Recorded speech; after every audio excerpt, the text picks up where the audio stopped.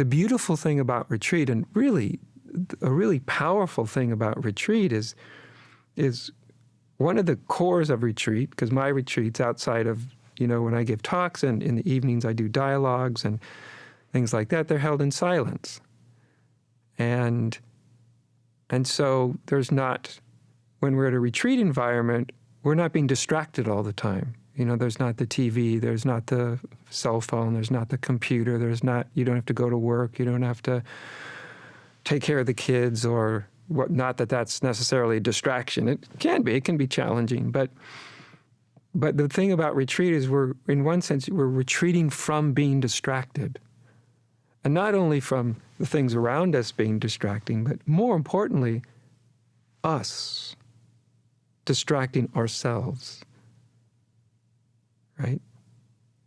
And you go on retreat and you stop distracting yourselves, at least in the ordinary ways. I mean, you can still fantasize in your mind all day, and there are other forms of distraction, but the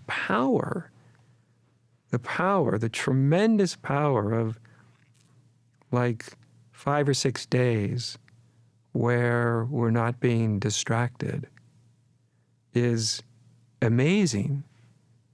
And it's one of the fundamental powers of, say, going on a retreat is this lack of external distraction. And I always remind people at the end of retreat that they have 2 options now, that we're at the end of retreat, everyone's about to leave the retreat site, go home, go wherever they're going to go. And I often tell people that you can leave retreat when this retreat ends and go back to whatever mode of being you were in before, or you can stay on retreat. You'll leave the retreat site, you'll go back home, you'll go back and go to your job and do all these things. But maybe if you're lucky and willing, more willing than lucky, I think, to stay on retreat in the sense of not intentionally distracting yourself all the time.